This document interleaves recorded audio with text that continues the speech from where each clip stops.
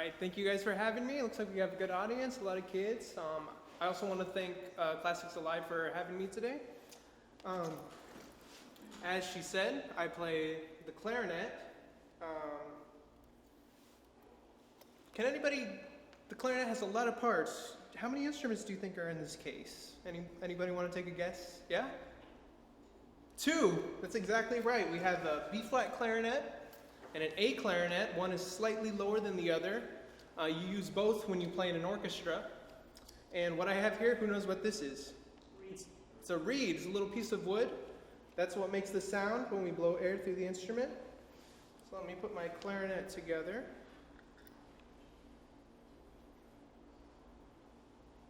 This piece of metal is called a ligature. It holds the reed onto the clarinet. So here's a clarinet. It makes a beautiful sound. Sounds like this.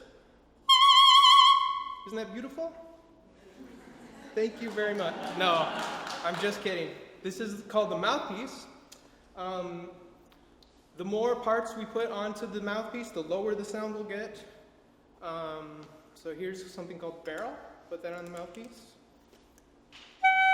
A little bit better, right? Here's the upper joint. Oh, we're getting somewhere, I think. So that was the upper joint. Who can guess what this is called? Lower joint. You guys are smart.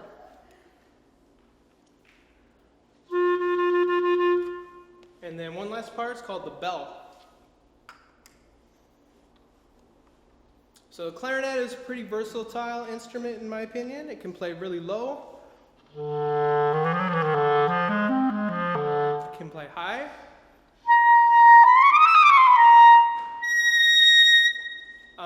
Let's see. I'll play a few excerpts for you guys. Clarinet can play in a lot of styles of music. Here's an excerpt from Mozart's Clarinet Quintet.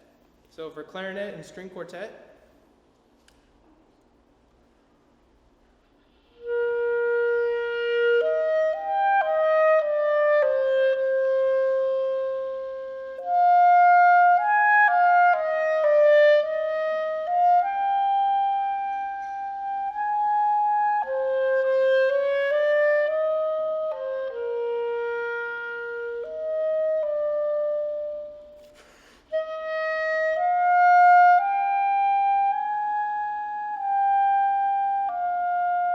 So very lyrical.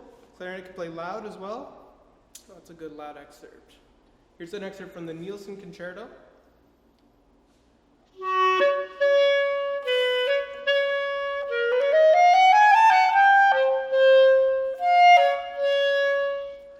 And clarinet can play in other styles too, other than classical. Let's play some Autumn Leaves. So here's some jazz.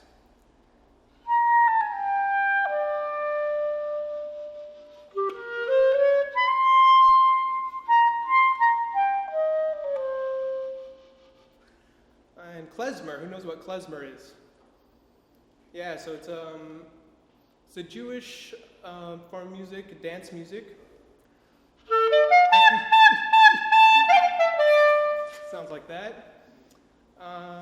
Yeah, so anybody have any questions? Yeah?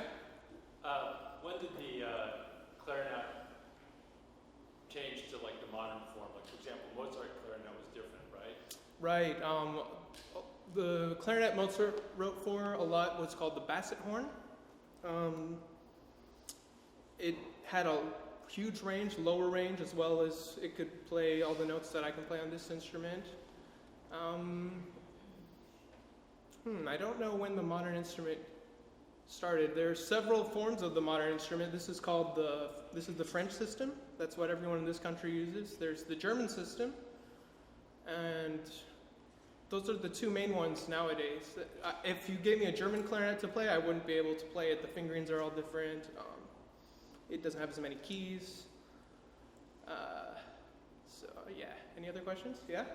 Is your A the same A as the piano A? No. So when I say the clarinet, for example, this is a B-flat clarinet, that's an A clarinet. If I were to look at a piece of music and play a C, it would sound like this. If I play that on the piano, it's higher. So when I play a C, I'm actually playing a B flat, which is why this is called flat instrument. So if I played with a violinist and we were using the same music, I would have to read everything a step up. That's called transposition. Any other questions? Yeah? When the clarinet makes a squeaking sound, Mm-hmm. what is happening to the instrument to make that sound? Oh, I can tell you, yeah. So you ever notice how a trumpet only has 3 valves? That's because you can play on the overtone series. So if I were just to hold down the first valve on the trumpet, I could play a lot of notes. The same thing on the clarinet. I could hold one fingering, and I can get a lot of notes out of that. And you can keep going higher. Those are called partials. And when you accidentally play a partial that's too high, that is what we call a squeak. So, or you can say you did it on purpose. You're just playing, you're improvising a high note. Yeah? How much lung power do you have to develop to play a clarinet? Quite a bit. It's more about control. It's more about being able to be efficient with the air, but you do need quite a bit of power as well. It also depends on what kind of music you're playing. For example, the resistance of the reed, if it's a very resistant reed, you do need a lot of power to make it play. But some music requires a softer reed. This one's kind of a softer one. So, yeah? What is your clarinet made out of? This is made out of grenadilla wood. Grenadilla is a tree that grows in Africa. Most clarinets are made out of grenadilla wood. There's also rosewood, which is kind of brownish, reddish, and they make all kinds of plastic. I've seen plastic, I've seen metal clarinets, but grenadilla is the most common. Mm-hmm. How do you learn circular breathing? Circular breathing.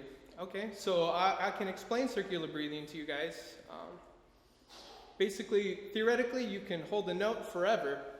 So you fill your cheeks with air as you're holding a note, and then you can push the air with your cheeks through the instrument as you breathe in through your nose.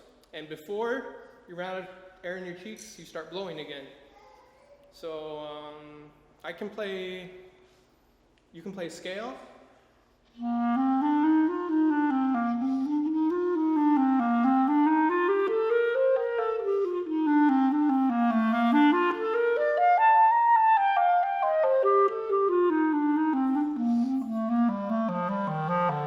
You could go on for a very long time. I think the record it's well over an hour for sure. But yeah. Yes? What's your favorite style? Yours? Oh, my personal favorite. Man, I like all kinds of styles. The one I specialize in is classical music, but I've played in groups that play mostly jazz. I've played in groups that play a lot of klezmer. I think for me, the more styles I play, the more informed I am as a musician, and the more creative I can be with any music I'm playing. Any other questions? Thank you so much. All right, thank you.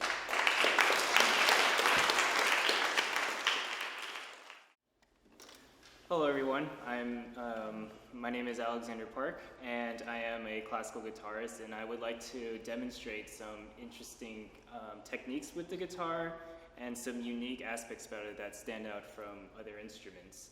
So the guitar, as you know, is one of the most popular instruments in the world, played with various styles, but the classical guitar, what's distinct about it is to play the classical guitar you would need nylon strings on an acoustic guitar compared to steel strings. And another funny thing about us classical guitarists is we all have long nails on our right hand fingers. And what the nails are for is to project the sound louder. That's one of the uses for having long nails. And the way you approach the strings is you use a combination of your flesh and your nail to get this nice sound. So what the flesh is for is to bring out the warm tone, and the nails are to project the sound as loud as it could get.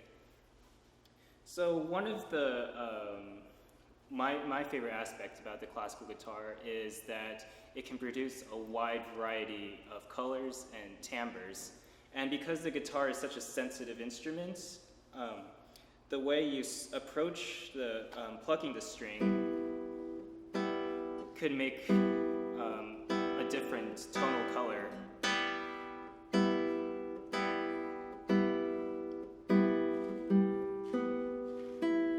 So if I were to pluck the string closer to the sound hole right here, it would produce a warmer tone or a dolce sound.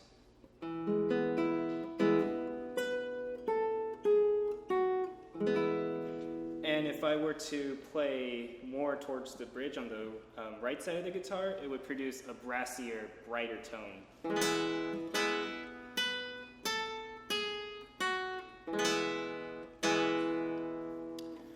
Another unique part of the guitar is that we have multiple areas to play one single note.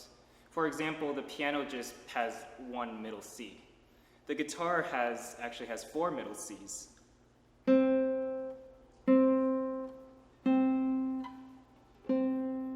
And as you notice, the 4 middle Cs all have their own colors. And I'm not moving my right hand at all. I'm striking at the same place.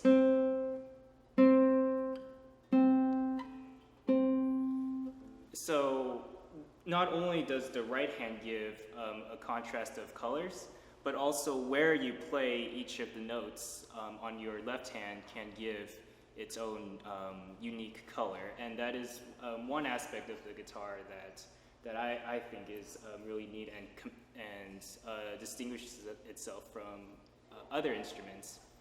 Other techniques that the guitar has is called the loud strumming, which you hear a lot in flamenco and Spanish guitar. Is called a rasgueado. And a rasgueado is strumming the strings with the back of your nails right here. And one of the most famous examples of this flamenco Spanish technique, the rasgueado, applied to a classical guitar standard, is the first movement of the Concierto de Aranjuez by Joaquin Rodrigo.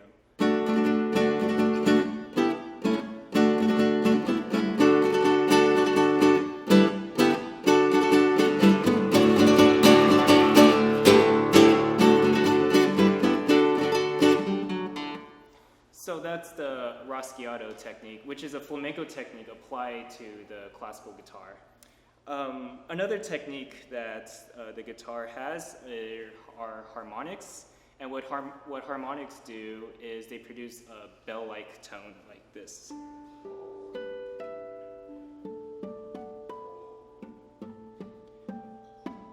And the way to get that sound is to lightly press on the 5th, 7th, or 12th fret of the instrument, lightly touch the strings and let go of your left-hand fingers right as you pluck it.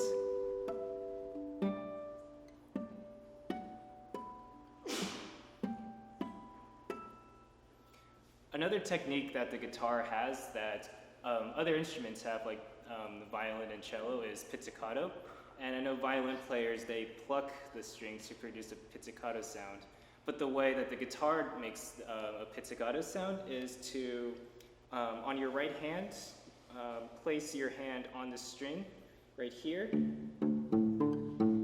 and it will make more of a muffled sound.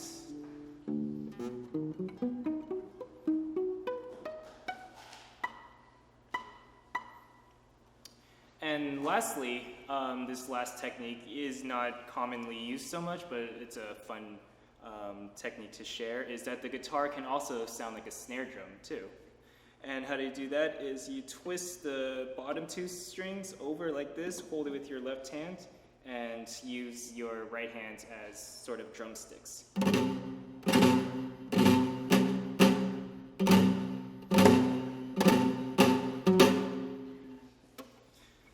So before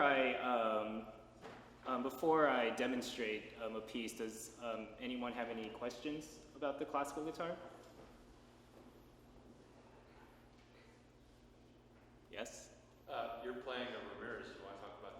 Yes. Guitar I'm playing is a 1965 Jose Ramirez guitar, and Jose Ramirez is one of the greatest guitar makers ever. Guitarists such as my teacher Christopher Parkening plays Ramirez's, and it's his favorite instrument. Andres Segovia has played it, and also Eric Clapton has played a Ramirez as well in one of his recordings. And what's unique about this instrument that I have is the back is made of Brazilian rosewood, and that gives, out of all the guitars that I've played, guitars with Brazilian rosewood produce the best sounds. And because Brazilian rosewood is now scarce, it's hard to find guitars made recently that is made with Brazilian rosewood. So to find a guitar with Brazilian rosewood, to buy it here, you would have to find a guitar that was made in 1960 and 70. So, do you know more about Jose Ramirez? No, you covered it nicely. That was good. Okay. His guitars have a uniquely Spanish quality to the sound. Yeah, and I also really love the tone, the sweet tone it also gives, along with its Spanish sound that it gives out too. So me personally, and also Andres Segovia and Christopher Parkening would agree that these are Jose Ramirez guitars made in 1960 and 70 are the best sounding guitars.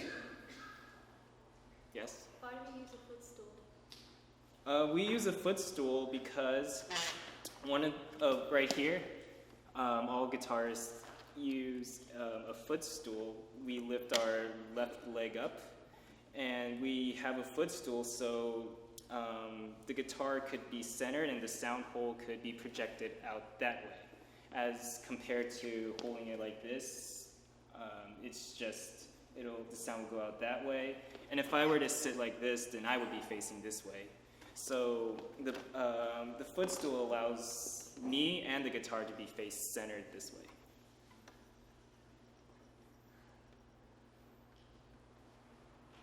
Yes?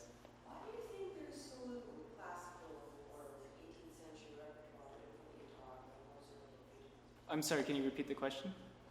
Why do you think there's so little 18th century repertoire written for the guitar? She asked, why is there so many repertoire written in the 18th century? And that was during the 18th century was around when this style of guitar was starting to develop. During the Renaissance era in the 17th century, the guitar the guitar was being played by the lute and the vihuela, which is the early predecessor of the guitar. And then the century after that, the 17th century, there was another, that guitar developed into something that looks similar like this, not quite, the guitar wasn't as big as it is now. And that was, I guess, considered the golden age of guitar, where new repertoire was being written for, and there was a growing interest in the guitar. However, it still fell behind the piano and violin, and it never really, there wasn't really any repertoire for the classical guitar that stands out from a lot of piano and violin pieces that were written there. But the reason why that the repertoire, there's a wide amount of repertoire during that time was because that was sort of considered the golden age of the guitar when it's started developing more. Thank you.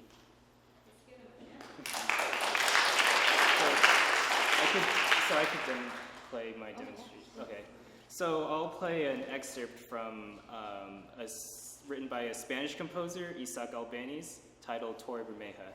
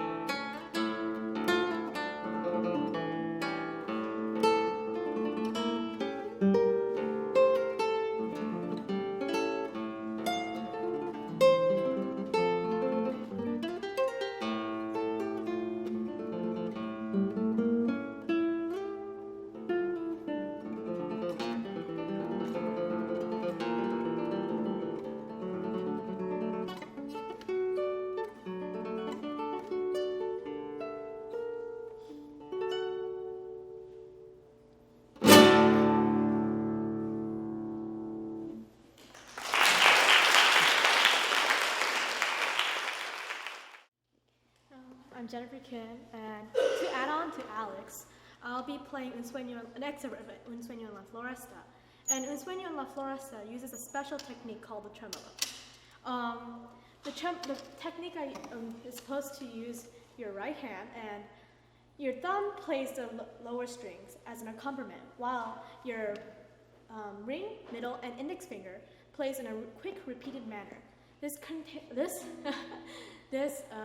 makes a sustained melody while making it sound like two guitars are playing at the same time. Sorry.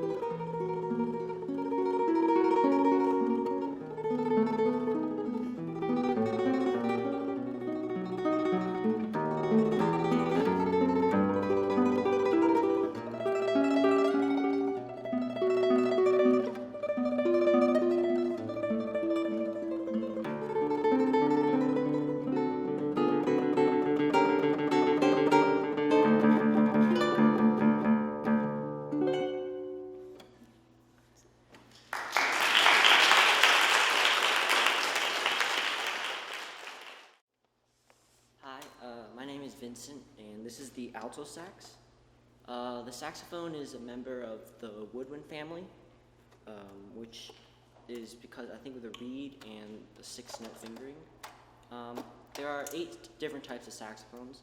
There's a sopranino, soprano, alto, which is this one, tenor, baritone, bass, contrabass, and subcontrabass. The most popular ones or most common ones are alto, tenor, and baritone in big band settings, and the soprano can be added to form sax quartets.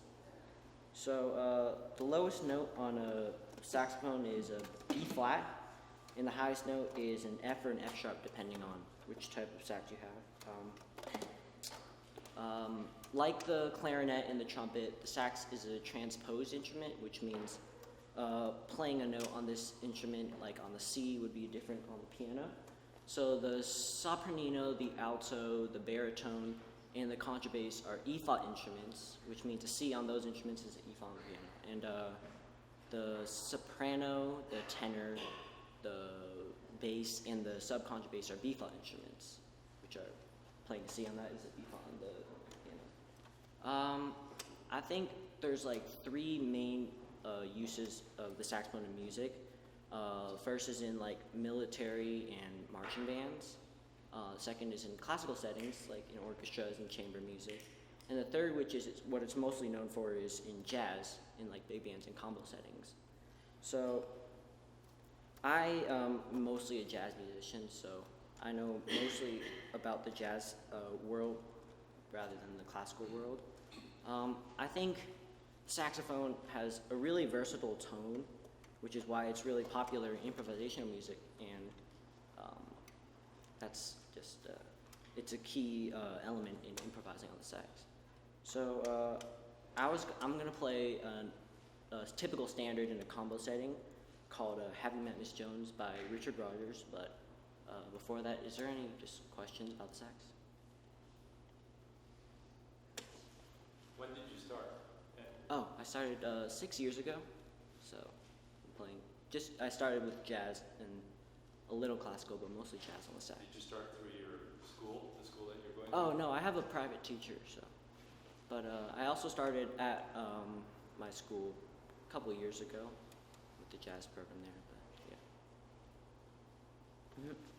When you play jazz sax, do you actually read music or? Well, it depends. Well, usually standards usually have the melody, which you learn first, usually on paper. Sometimes you learn it by ear, And then the improv part, which is soloing on the different instruments, that's based on chord changes, and that you just have to memorize off of music. That's where the theory comes in. Yeah.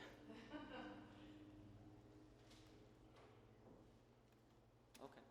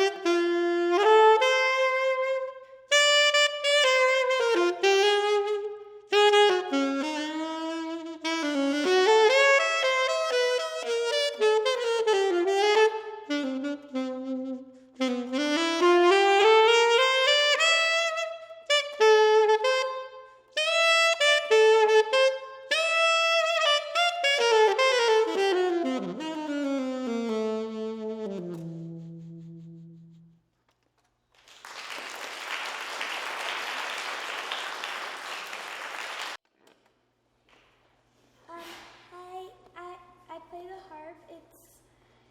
It's my teacher and I think of it as a string instrument, and it's mostly like the piano, and there's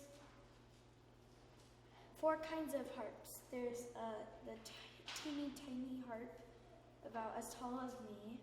Then there's a bigger harp that is a little bit bigger than the smallest one, and then there's another one that goes to about like right here, and then there's this full grand harp. The 2 smallest ones, instead of this, it's got levers instead of the pedals. And they do the same thing, except for the levers can't go to sharp, but the pedals can. There's 7 pedals, and each of them are for each note, so C, D, E, F, G, A, B, C, A and B. So, and if you look here, you'll see them move, and it makes the sound difference. So here's the C, that's on flat, this is natural, and this is sharp, so it makes it those. This harp isn't mine. I've got the second biggest harp, but this is my favorite harp ever, so I got to play on it. And I like to play a lot of pieces, and my teacher's really nice. So I'm gonna play for you. It's a piece called Marguerite at the Spinning Wheel.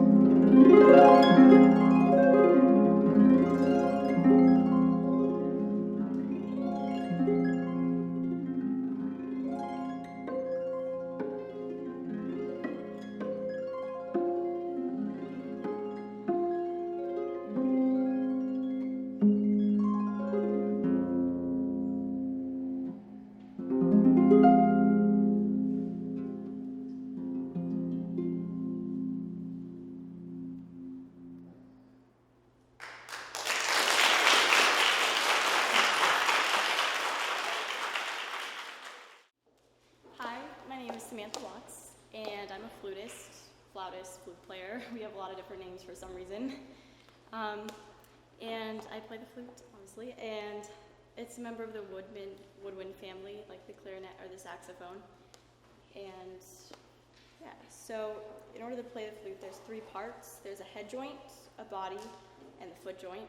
In order to make a sound of the flute, you would hold it horizontally, and you put your mouth to the head joint, and you create an embouchure like blowing on soup, or like blowing on the top of a soda bottle, if you've ever done that before.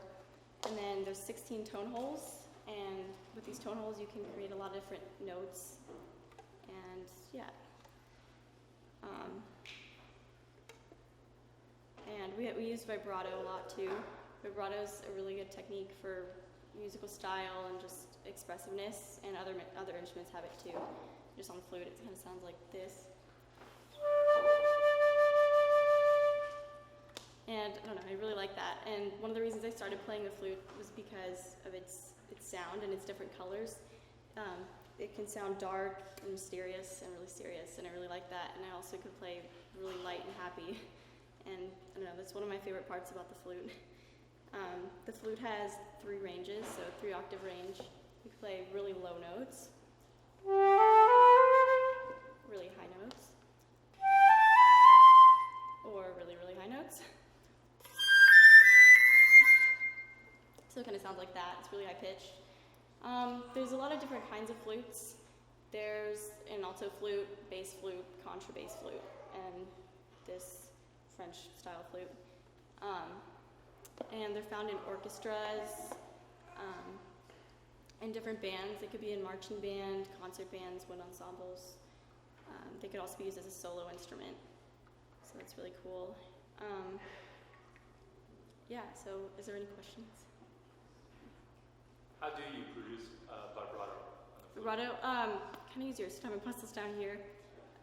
For a lot of instruments it's different. I know for violin, I think you use your hand and you go like that.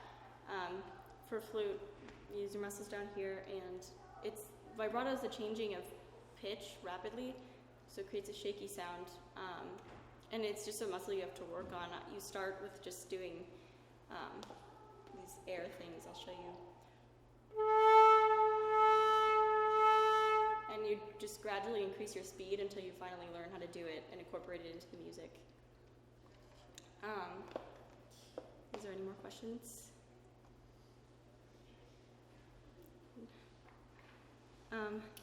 Okay, well, I'm going to play an excerpt from La Flûte de Pan by Jules Bocquet, the 3rd movement called Pan and the Nymphs. It's kind of a pastoral piece.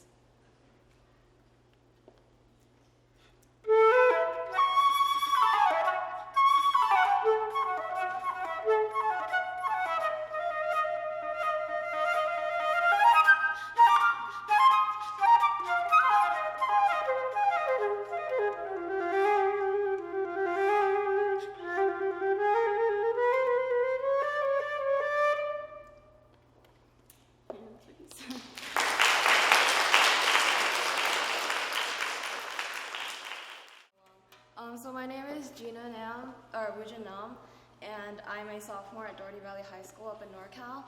And I've been playing the cello for about 7.5 to 8 years. And to start off my explanation about the cello, so this is called a strap, and we use it because we have end pins. And on hardwood floors like this, it's hard to keep the end pin in place, so we use this so that we put our end pins here and then it stays in place and we can play.